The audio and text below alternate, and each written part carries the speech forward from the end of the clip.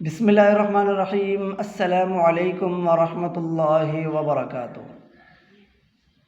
مولانا عیسیٰ سموں صاحب کا جو بیان ہے اس میں مولانا صاحب نے مخالف کے عقیدے کو رد کرتے ہوئے اس سے دلیل کا مطالبہ کیا ہے۔ اب جس انداز سے کیا ہے اتنا کہہ سکتے ہیں کہ وہ انداز مناسب نہیں تھا اور ٹھیک نہیں تھا، لیکن مخالف کو اس کے جواب میں دلیل دینا چاہیے تھا، اس کا جواب دلیل کے ساتھ دینا چاہیے تھا، لیکن مخالف نے اپنی جہالت کا اظہار کرتے ہوئے گالیاں دی، بد اخلاقی کی اور اس پر گستاخی کے فتویٰ جات جاری کیے۔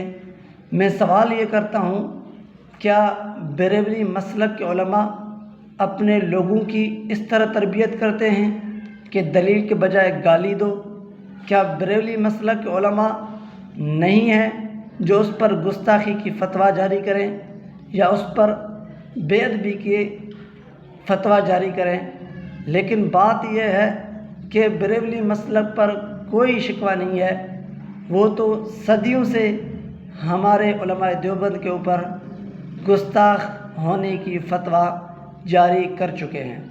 اب اگر ان کے پاس دلیل ہے تو دلائل دے کر کے عوام کو مطمئن کریں، باقی گالیاں دے کر یا بد اخلاقی کے ساتھ عوام ہرگز مطمئن نہیں ہوگی۔